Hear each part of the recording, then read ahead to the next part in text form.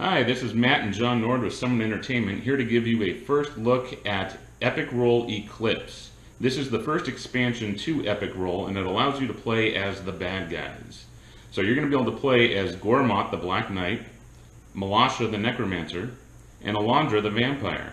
And you're going to be charging across, killing all kinds of good guys, and getting to the Paladin King and taking him out. So Matt and I are going to do a quick game here just to show you some of the mechanics and some of the new stuff that we've added to the game. So Matt, we're going to have you go ahead and start. You're going to be playing as Gormoth. So you're going to step up to this first battle here, and you're going to roll the encounter die to see who you're going to fight against. Yep, and I want to roll low right now. See what we get here. So I got a halfling. So it can be a halfling. All right. And heroes always start at 6 life. Matt's then going to roll his character die, as well as the the enemy attack die. Right. Yeah, my Gormoth die, and why I'm so excited about playing this guy is because he is a high damage character, right? He plays in a similar fashion to the Wizard from the original game, in that he's got a couple of these critical hits on there, and he's got a couple of basic hits as well. However, the Wizard only has the 2 misses on his die. Gormoth only has 1, and the other miss is replaced by a block on there. So he has got a fantastic base die. He's really good in these first battles. So you're going to roll these dice, and the enemy got a hit, and Gormoth also got a hit. So we're going to mark 1 off here and 1 off on the enemy. Then Matt's going to pick them up and roll again, and you keep rolling until someone dies or the hero decides to run away. So there's a double hit right there. That's going to kill the enemy, and Matt goes down to 4 life. He then gets a treasure card. Every time you kill a monster, you get to have a treasure card. And we've added a few new treasure cards to Eclipse here. So now in this particular case, I got a counter in my hand, right? So that's not something that I'm going to be using on my own turn. I'm going to be waiting a little bit later on in the game, and I'm going to use this to cancel out a card that one of my opponents is attempting to play. But I'm going to put that in my hand right now. And in Eclipse, we are expanding the hand size just like we did with the veteran game, right? So original Epic Roll players may remember with the basic rules, you can only have 2 cards in your hand. We're just given that everyone's got a 3-card hand all times. So whether you're playing the veteran version, the basic version, you're going to have up to 3 cards in your hand. And you also benefit from gaining those additional treasure cards when you defeat a dwarf or a Templar. Those are the equivalent of the skeleton and the banshee in this version of the game. So those are the toughest guys in each of their tiers. They're the most difficult monsters you can roll. So you're going to get 2 treasure cards if you defeat one of those. I beat a halfling, so I'm only getting 1.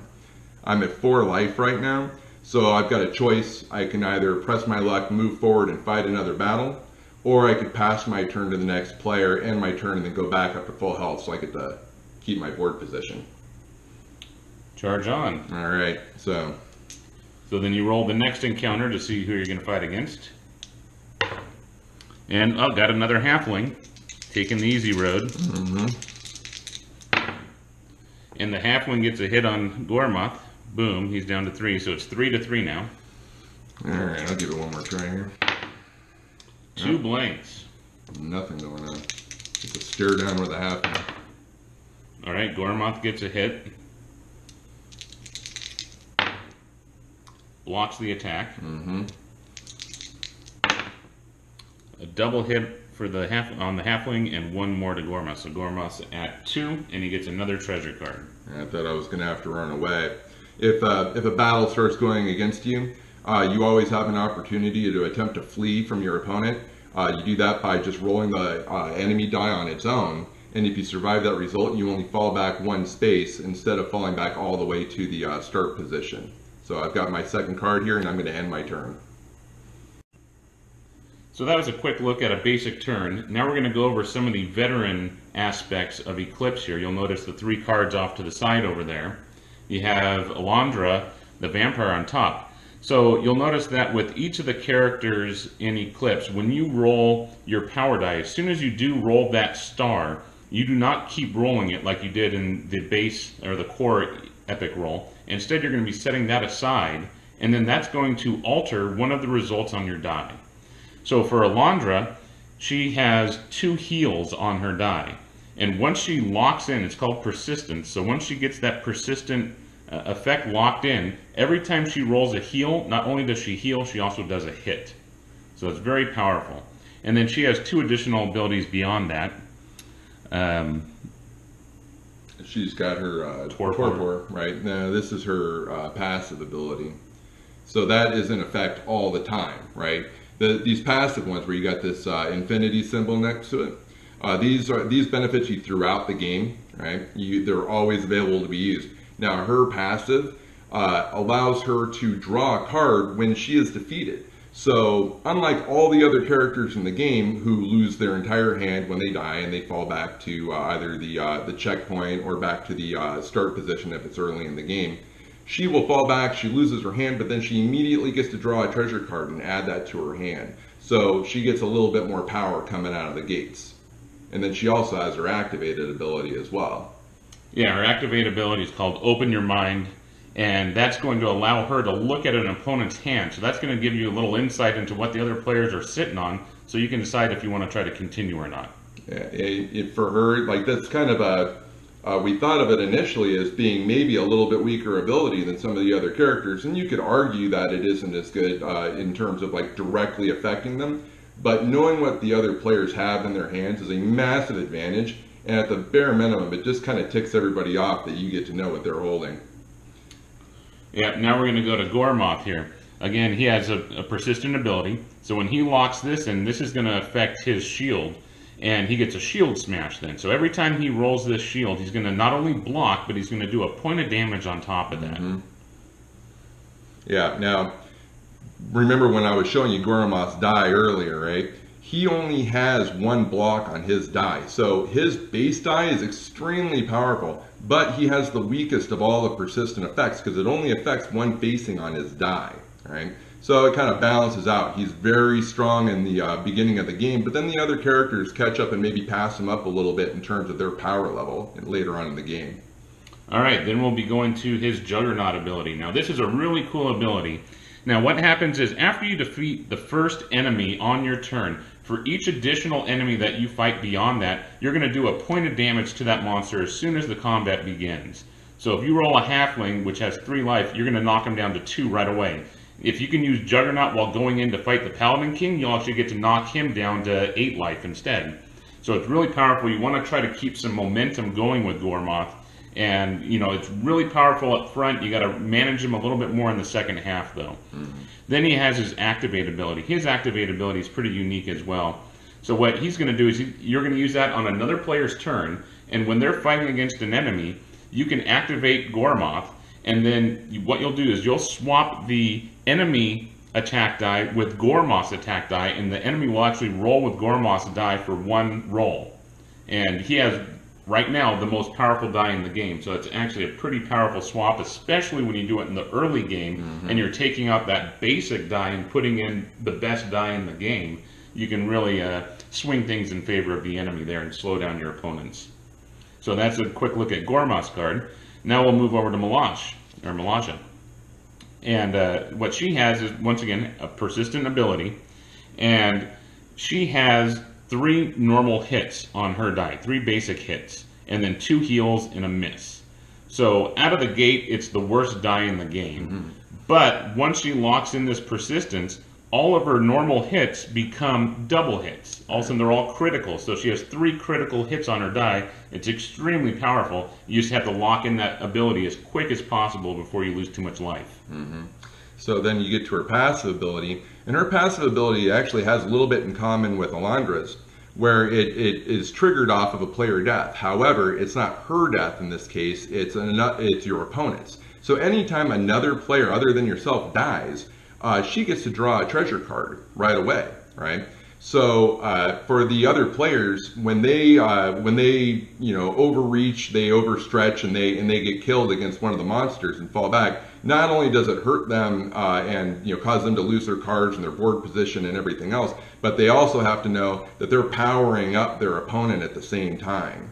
And then she also has this activated ability, and the activated ability, you use it just like the other guys. So basically you activate, normally you do this on another player's turn, and what she does is she has this life force ability, right?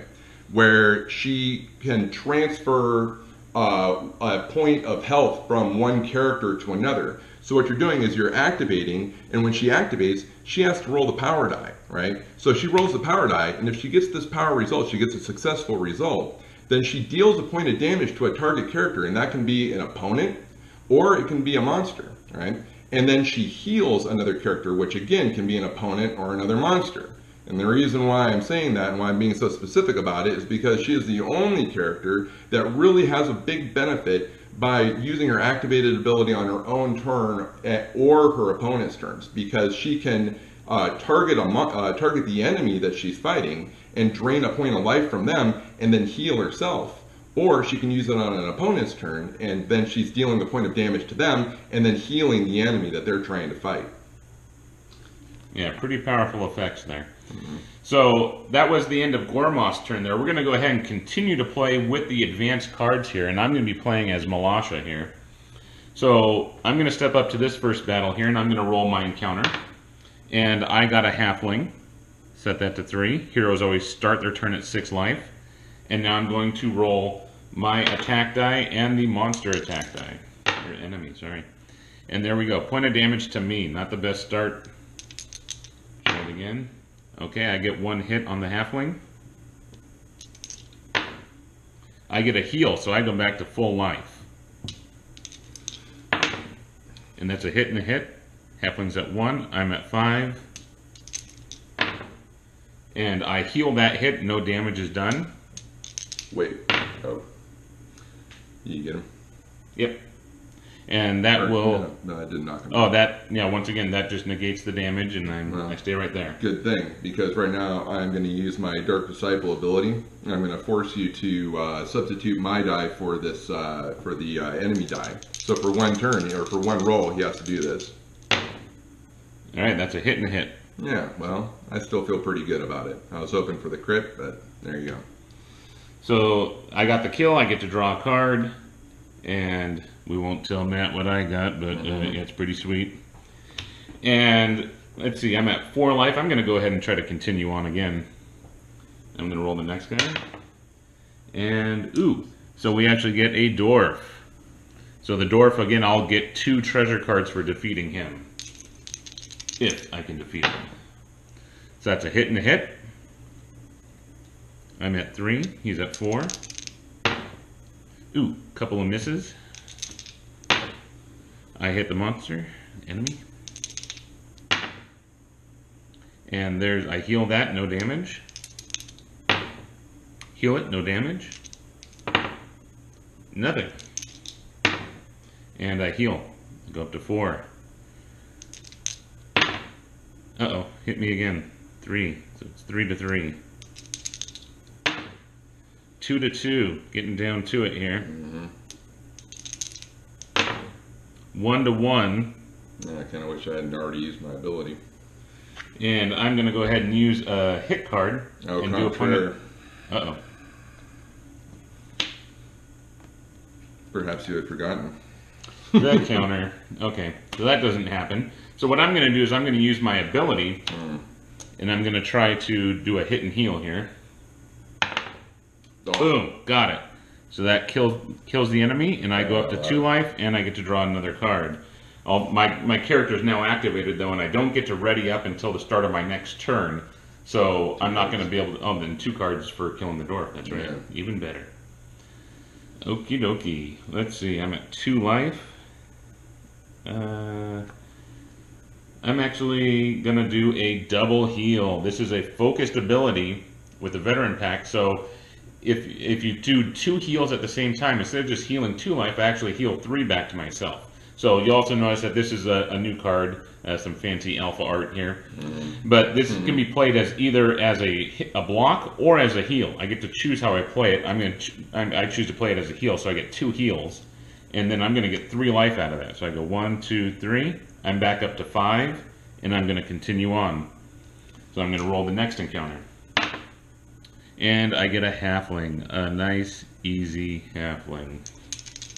Things aren't looking good for Gormoth at the moment. And I get a hit. And I heal it. Hit and hit. And there we go, killing blow. And I'm still at 4 life. And I got a new card.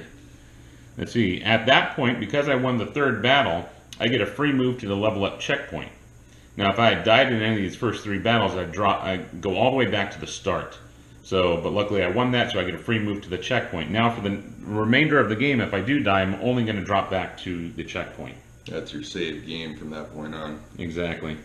So I'm going to step across here. I'm going to try one more. I'm still at 4 life. Totally peekable. And I'm going to roll the encounter. And I got myself a soldier. He's the easiest of the tier 2s, so I'm okay with that. Now I'm going to be rolling the advanced the advanced enemy attack die, which has a double hit on it. Gets a little bit tougher. Of course, I'm going to be rolling the power die that I try to lock in as quick as possible. And I'm also going to roll my normal die. Before the roll, I should point out, you'll notice throughout the video, we keep referring to the enemies as monsters, right? This is something that we had to change in the nomenclature for the game.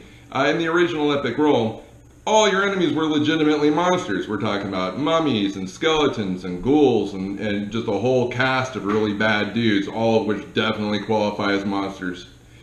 In this particular version of the game, because you're stomping on halflings and beating up on gnomes, there's a lot of guys that definitely do not fall into the monster category. I refuse to refer to a halfling as a monster. So from now on, we're referring to all of the NPCs. Yeah, the NPC characters. Those are all enemies. So those are the enemy dice now.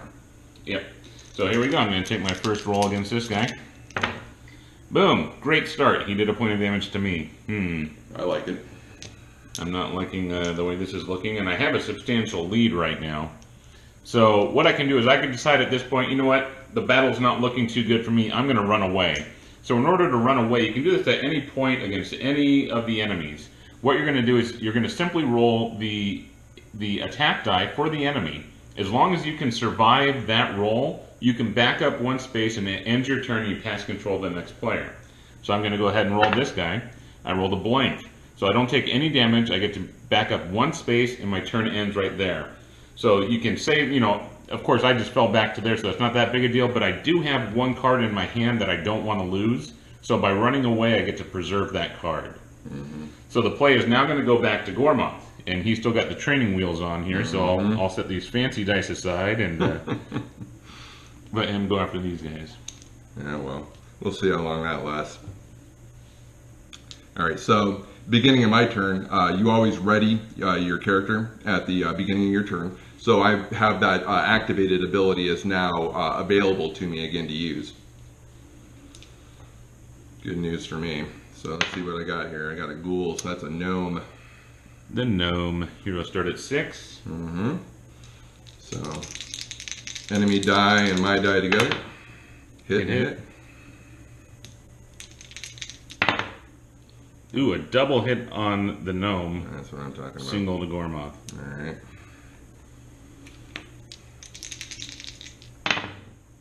One and one.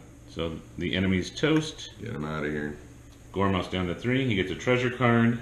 And he has to decide if he wants to press on at 3 life. He does get a free move to the checkpoint, though. Oh, yeah. Now, if he does press on, he's going to get that Juggernaut effect, so that's a little incentive to try to keep going. Oh, that's all the incentive I need. All right, Gormoth charges on, and now put the training wheels away. Black Knights are nothing if not naturally ambitious. Ooh, and that is a soldier. Wimpiest of the advanced enemies. Now I got 2 cards in hand too, so that 3 life might be a little deceiving. And I automatically do 1 point to him with the Juggernaut. That's right, goes right down to a door. Doink. So he's at 5 life right off the bat. And I lock in immediately. He does a point of damage to me. Yep, you're at 2. Yeah, that wasn't cool. Alright, well, I'll tell you what. I'll hang out. Double him. Boom. Mash, mash. 3. 2 to 2, Joe. Yep, there we go. Ooh, and there's a double hit, and that kills him. Gormoth goes down to 1, and he gets 1 card. Not too shabby. Oh, let's see, I'm at 1 life. I'm pushing forward. Darn it. Pushing forward at 1 life. Mm-hmm. It's got to be sitting on something pretty juicy. You are correct, sir. That's the best wording ever for that. Oh, you sitting on something juicy, all right. Here we go. So, Banshee, Templar. Templar. So I got a chance to really go bananas with cards here if I could overcome the Templar. Problem is the Templar's got 8 life to start with. 7 after I hit him with the Juggernaut. Boom. So, why don't you think about that for a while. Boom. Oh, and then a big whiff. Yeah, nothing going on there. Drink if you got him. So now he's doubling me, but I'm blocking it, so I don't take any damage. And because of my persistent ability, Shield Smash, I do a point of damage to the Templar. That is awesome. Well, there's 2 to me, and I didn't block it this time. I'm doing 1 to him. So I'll tell you what I'm going to do. I'm going to throw a double heal here. Okay, I'm going to counter one of those. Even though it's played as a double, I have to choose which one I want to counter. Right. It doesn't actually merge the cards into a single card when you play him as a focused ability. So I'm going to counter one of them. The other one's still going to go through. So Gormoth gets 1 life. Actually, I'm going to counter your counter. Oh, he counters my counter. Also valid. So I don't get that off. Mm-hmm. But I tapped his hand out. That's true. And he gets 3 life. And he was dead. So 1, 2, 3. So he's at 3. Yeah, that's actually an important thing too. You can't go below 0 life. So basically, I'm taking a double hit there. I was at 1. So I'm going down to 0, and then I'm coming back for 3 with that rejuvenation, the double heal. Exactly. You still have a chance to play cards even after you hit 0. Mm-hmm. Goose egg. I block his double, and I do a point with the Shield Smash. 3 to 4. 1-1. Ooh. Uh-oh. Gormoth's at 2. Oh man. Templar's at 3. This is his last chance to safely run. Goonies never say die. But they do say pause. Big whiffa. There we go. There's one more. 2 to 2. Oh! Boom. That's a double to him, single to Gormoth. He gets 2 cards. He's at 1 life. And I am ending my turn immediately. Alright, so now I get to ready up. I have my ability ready to go again. And I'm going to step across. Let's see what I'm fighting here. Oh, that's right. You were tapped out. I forgot. I was wondering why you didn't play your ability on me. Yeah, tapped out early. I used it on my turn. So I got myself a Ranger. Boom. Heroes start at 6. Champions, I should say. Mm-hmm. Oh, that was actually another nomenclature change there.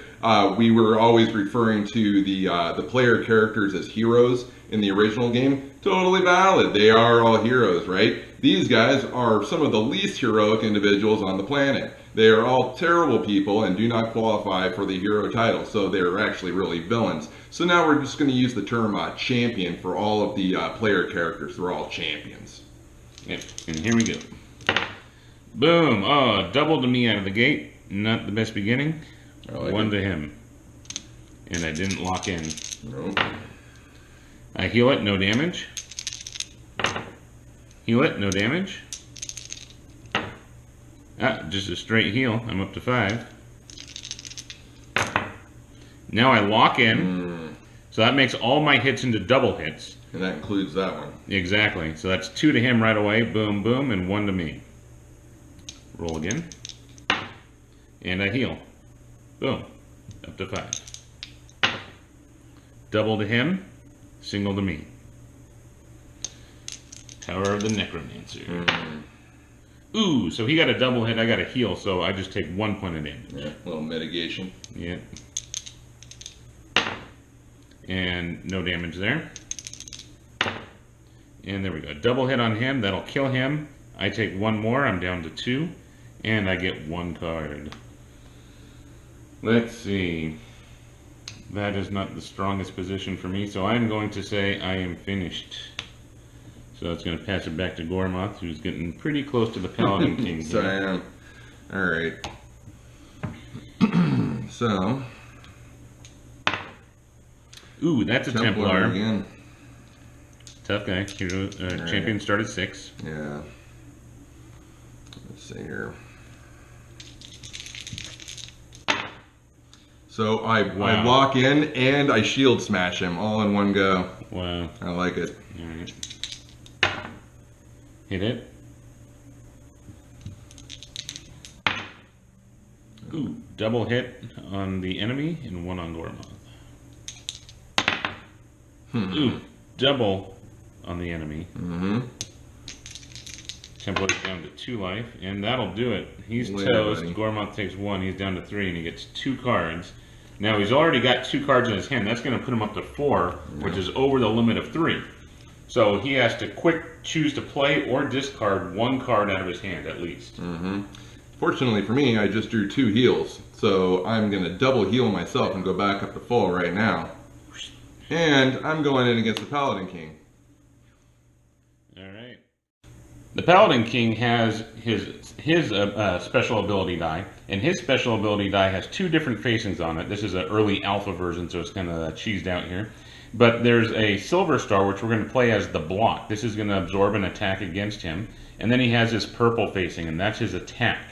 So that's going to do an extra point of damage. So in theory, he could roll a double hit and this and get a triple hit on you, or even get a double hit and a block. So he's actually a pretty tough guy here. So you're going to be rolling his 2 dice, plus, well, Gormoth is already locked in. He's already got his persistence, Correct. so he's not going to be rolling that one. And he immediately does a Juggernaut point of damage because he's continuing his turn here. Correct. So he's off to a pretty good start already. All right. That's a double-double right there. However, I'm going to play a block from my hand. Plays a block, no damage to him, but 2 to the Paladin King. Alright, so he gets a shield smash, blocks that damage, and does 1. Boom. Oh, Yikes. So he can block this one here, and he does a point of damage, but the Paladin King can absorb that with his block there. Right. So no damage. A lot of blocking going on. A fancy nothing. It's a block party. Alright, so he got a block on the double, Oh, that stinks. and then he does 1 to Gormoth. Yeah, okay. I see how it is. Gormoth gets a double, mash, mash, and the Paladin King gets a single. So Gormoth's at 4. Now, I'll stop right there. Uh-oh. I'm going to go ahead and try to use my ability. I'm going to right. roll the power die here. I missed, so no effect. All right. That could have really stunk. All right, that's 1 to the Paladin King. He's down to 2 life, and Gormoth's still at 4. And there's a double-double, and that's going to finish it right there. Gormoth wins the game. Heck yeah. Score 1 for the bad guys. That's right. So that's a quick overview of Epic Roll Eclipse. And we hope you enjoy it and hope you back us on Kickstarter. All right. Thanks a lot, guys.